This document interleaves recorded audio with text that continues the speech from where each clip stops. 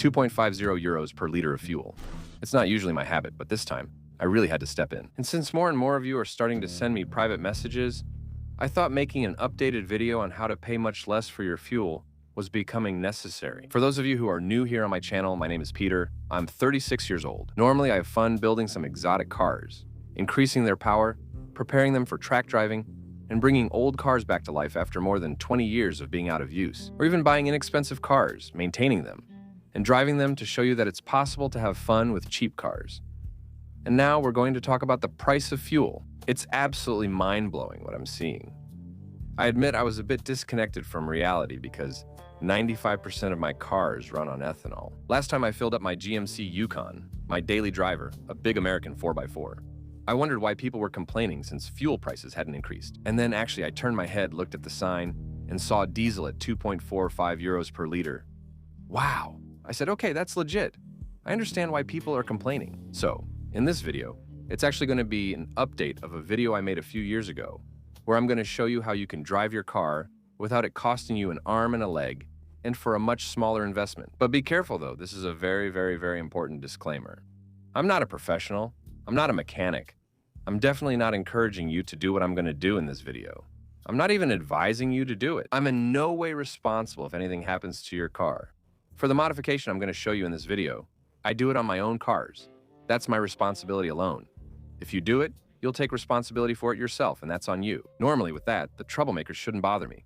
And yes, once again, sorry for those who are new to the channel. We're in the South. My speech may sound vulgar to you, but we call it Southern punctuation. That's how people talk here. So let's get started right away with this item. I'll unpack it for you so you can understand what we're going to talk about. Of course, the link to get this item will be in the description. That way, you're sure to buy the right item. But like I said before, I'm definitely not telling you to do it.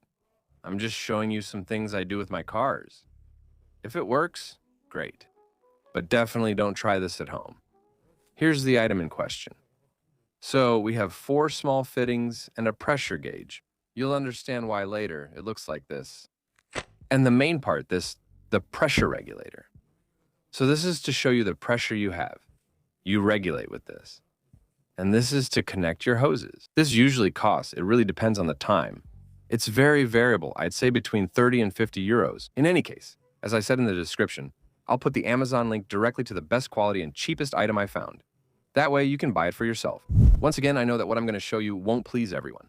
There will definitely be some mechanics who will say that I'm doing it all wrong. But I have to tell you, there's a car I've had for 11 years, and it's been running like this for 11 years. And for 11 years, I haven't had any problems. Also, something to keep in mind is that this modification won't necessarily apply to all gasoline engines. Because yes, this is a modification reserved only for gasoline engines that will allow you to run on ethanol. So it's a fuel that usually costs about 2.8 times less than unleaded. To tell if it's compatible with your engine, I'd say anything built before 2002 or 2003, older engine designs, especially Japanese ones, works really well. Anything newer, however, after 2002 or 2003, I can't vouch for it. I don't know. I don't have any cars beyond 2003 in my collection. I only drive old ones. And now it's up to you to do a little research to see if this little fuel pressure regulator can actually work on your car. What I'm going to do today is show you, I have a Toyota RAV4 right behind me, how to install it so you can do something similar at home without actually doing it at home. But at least you'll know, if you ever want to do it, where you need to connect it and how to connect it. It's very simple. It doesn't even take 15 minutes. It's really child's play. The first step will be to get everything set up. So, the fittings, the gauge, and the rest. A quick note as well. If you have a gasoline car and you want to run it on ethanol without making any modifications, I've done some tests. Again, just to be clear, I'm not encouraging you to do it. You can run up to 60% ethanol in your tank and 40% premium gasoline. I didn't notice any difference. The car starts fine when cold, with no power loss or engine misfires. I've done this on many cars and recommended it to friends who are doing it now without any issues. With this, you can run 100% ethanol and in optimal conditions. Installation is simple. You just add a fitting here and there. The one with 2 sides like this here is for the pressure gauge.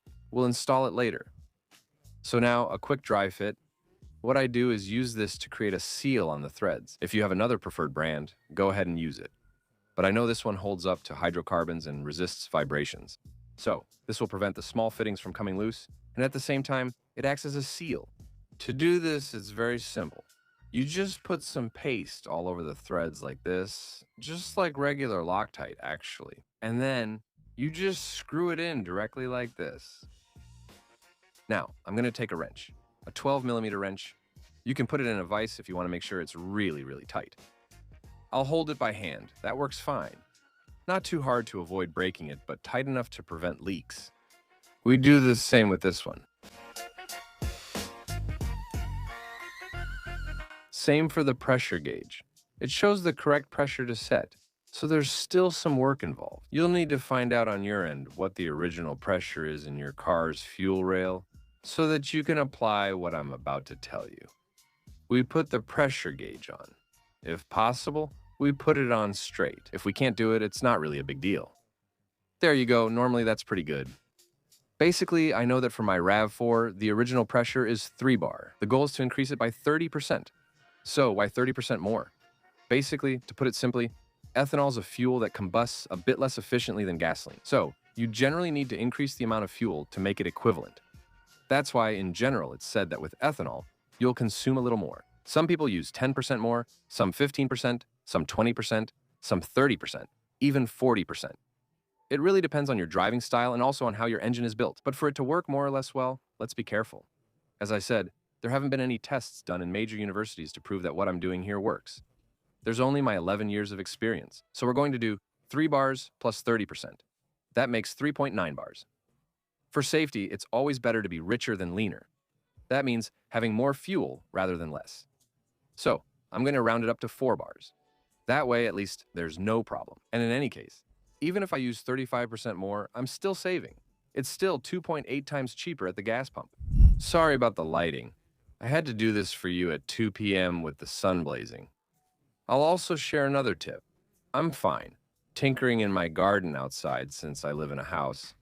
But I know not everyone can do that. But if you live in an apartment building, or you keep your car in a garage with little light, I'll give you a little extra tip. I've been working with the Olight brand for years, and there's absolutely nothing as reliable and powerful as Olight.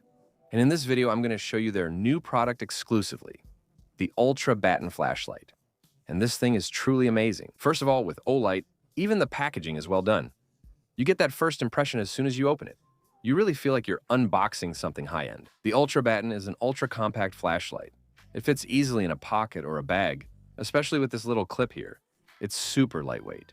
And it's incredibly powerful, to the point that I really don't recommend shining it at people at full power. Because believe me, it's really intense. It has a considerable range, up to 300 meters. The battery has exceptional longevity. There's 3,500 mAh in there, and it charges via USB-C. You just unscrew this little cap here, which is sealed. And there you go, there's the USB-C port. That way you can charge it with any charger. Don't worry, inside, there's obviously an induction charger and a USB-C charger. That means here, with this, you just place it, it snaps in, and it charges. It's really easy to handle. You have a first button here with all the indicators, battery life and power indicators, and a second one here for quick access. You can lock the lamp to prevent it from turning on accidentally in your bag. It's impressive and built for extreme conditions, being shock-proof and waterproof. Right now, it's the best value for money, power, and reliability. I love this thing. I always have it with me. And by the way, it's magnetic. You can't imagine how powerful it is. I mean, look, it's dark here. Now, you can see everything. No, it's really super powerful. This thing is insane. It's really, really very, very powerful. You'll find in the description, of course, the link to Olight's website, as well as the direct link to the Ultra Batten. I'm also showing you a promo code on the screen that will give you €5 off from April 17th to 24th, and otherwise valid all year except on sale items. You have a promo code that I negotiated for you. Unite 10, which gives you 10% off. Now, back to the ethanol conversion. The regulator. Where is it going to be installed? It's going to be installed on the fuel return line. The fuel return line is actually a hose that goes from your fuel rail back to your tank with fuel that hasn't been used by the engine. So first of all, you'll need to locate this fuel return line. On my RAV4, I just removed it. My return hose is right here. I did it beforehand because it's honestly a real mess. The design of this vehicle makes it a bit tricky. I have another car, a Honda, on which I could have shown you this, and it was much easier to work on. But it's not complicated. Usually you have your fuel filter, a hose, or at least the filter is upstream. You always have a hose that goes into the fuel rail. And then you always have one that comes out and goes back to the tank. It's on that one. If you have doubts, get help from a professional or someone else, especially to avoid what I'm doing now. I found my return line, so we'll use this chance to replace the hose with a new one.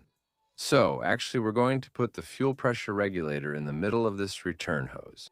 And that's where we're going to start making the little adjustment tweaks. What's the point of doing this? Basically, it's to slow down the fuel coming out of this fuel rail. As a result, it will increase the pressure in the fuel rail. So, the injectors will spray 30% more. There are other ways to do this as well. You can change your injectors for ones that are 30% bigger, but that means you have to look up your injector part number and find one that flows 30% more. Sometimes that's really not easy. Or you can also, maybe, but it depends on the car's design again, change the fuel pump for a much bigger one. But generally, if you do that, it means you also have bigger injectors. So, for cars like this, which aren't performance cars and that I use pretty much every day and all, I go for the fuel pressure regulator. Yeah, and let's be honest, it's also a lot cheaper because injectors can quickly go up to 400 or 500 euros, not counting the pump. Whereas here, it's at most about 50 euros. That's it, I've connected my fuel return. So here, I have a hose coming out of my fuel rail that's supposed to go a bit lower to another hose that goes to the tank. But now, we're going to install our regulator here. We'll connect it. We'll add another hose to the fuel return. If the connection isn't clear, I'll show you a diagram. This might clarify things. I know this isn't the best car I could have shown you, but it was the only one available since I needed to convert it quickly. That's it, it's done, everything's good. There's just one small thing left, but it's not important. I put the regulator here. Here, we have what's coming out of the fuel rail. So basically the inlet to the fuel rail.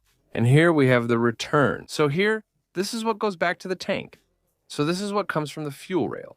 It comes from underneath, gets pressurized, and then goes back to the tank. The last thing I have left to do is to connect the small vacuum hose that's right here, because originally, the fuel rail has a fuel pressure regulator.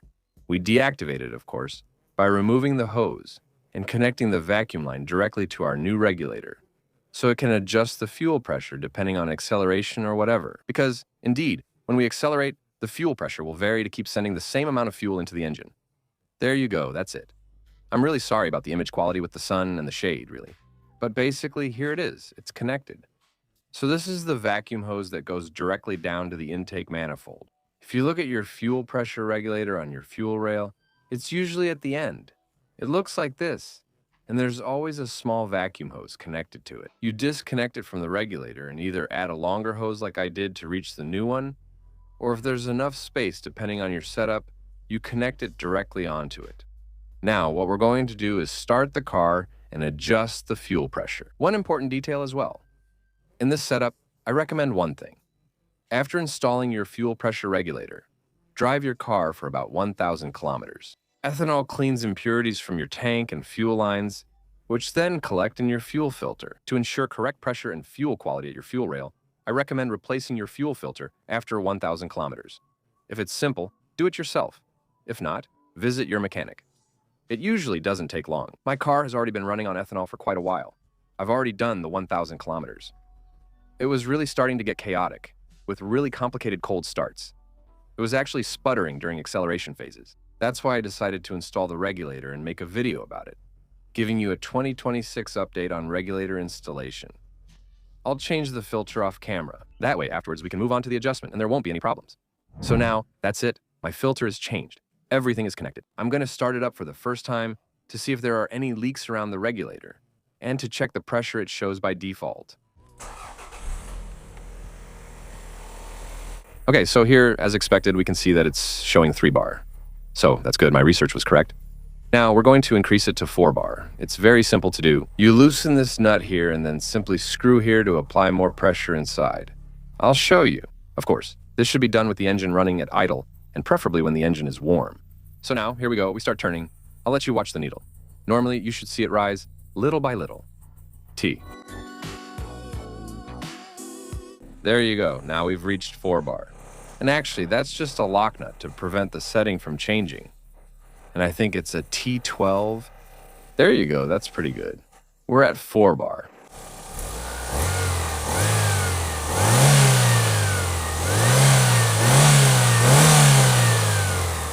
It seems to be running smoothly.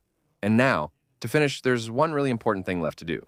You need to go put in some ethanol because, at this point, you're all set. Just a little clarification though. At 4 bar, if you increase your pressure by 30%, you won't be putting gasoline anymore. That means, basically, what I recommend is to carry a 10 millimeter and a 12 millimeter wrench in your car. So if tomorrow you're somewhere without ethanol, you can always put in 98 or 95 octane gas. But if you're not using ethanol, reset to your original pressure to avoid driving with unnecessarily high pressure. And one last little thing, if you've watched this video, subscribe to the channel because that's all I ask. And it helps and motivates me more and more to give you this kind of tips that I use every day on my cars. It literally takes you a second. You just click on subscribe. It's totally free. So if this video was helpful to you, do me a favor by subscribing to the channel. Thank you. Don't forget to check the description for the link to the regulator so you can be sure you're buying the right one.